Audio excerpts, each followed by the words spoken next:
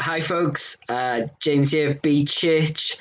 How you all doing? Praying you're staying safe. I'm feeling well. Uh, I had to pop out to the shops this week. I made it out to the shop. The Popes eventually had run out of bread and milk and toilet roll, and I got some, which was great. But I got to the shop, and it was a strange new experience. I don't know if you've had to go out to stock up, but as I got to the shop, I had to queue to get in to the shop. There was markings on the floor for social distancing to stay back, and we were allowed into the shop, one in, one out. Once in the shop, it was very strange, very different. The markings for social distancing, people in gloves and masks, screens at the till. It was a very strange experience. But it was good. It's right to guard ourselves and at this time and take those measures to guard ourselves, and particularly to guard those who are most vulnerable to this virus in our society. And it's good to follow the advice that we've been given by the government to guard ourselves and those most vulnerable at this time. But it did get me thinking and took me to scripture.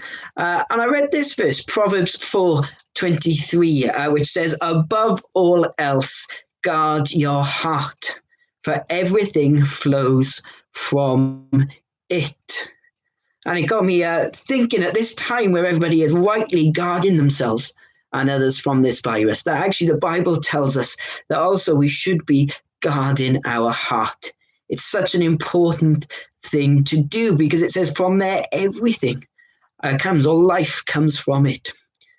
And I also know because of my heart that actually at times when things are hard or sad or bad, that actually it's those times sometimes that we let our guard down. It's at those times where we let temptation in sometimes, where things are hard and sad. It's easier to maybe do those things or think or dwell on those things that perhaps we wouldn't normally, perhaps with a bit more time on your hands, perhaps without the accountability of seeing Christian brothers and sisters more often. And perhaps we go to places or put ourselves in places where there's temptation where maybe we wouldn't always.